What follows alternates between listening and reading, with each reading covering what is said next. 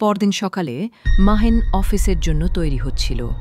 তার স্ত্রী রাইসা কফি হাতে এসে বলল, কাল রাতে কিছু শুনেছ? মাহিন চমকে উঠল। তুমি কি উপরে ফ্ল্যাটের কথা বলছো? রাইসা মাথা নেড়ে হ্যাঁ বলল। মনে হচ্ছিল কেউ খুব চিৎকার করছে, পরে সব চুপচাপ হয়ে গেল। মাহিন রাইসাকে ছাদের ওপরে ছায়ার কথা বলতে গিয়েও থেমে গেল।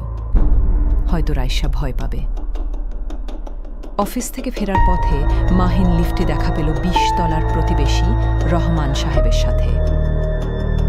রহমান সাহেব এই বিল্ডিংয়ে অনেক বছর ধরে আছেন। মাহিন তাকে জিজ্ঞেস করল, আচ্ছা ২১ তলার ফ্ল্যাটে কি কেউ থাকে? রহমান সাহেব কেমন যেন অপ্রস্তুত হলেন। তার মুখটা ফ্যাকাশে হয়ে গেল। তিনি মাথা নিচু করে বললেন, না, ওটা তো খালি থাকে। মাহিন খেয়াল করল রহমান সাহেবের কপালে বিন্দু বিন্দু ঘাম জমেছে। লিফট থেকে নেমে রহমান সাহেব দ্রুত পায়ে নিজের ফ্ল্যাটে ঢুকে গেলেন। মাহিনের মনে খটকা লাগল। রহমান সাহেবের আচরণ এত অস্বাভাবিক কেন?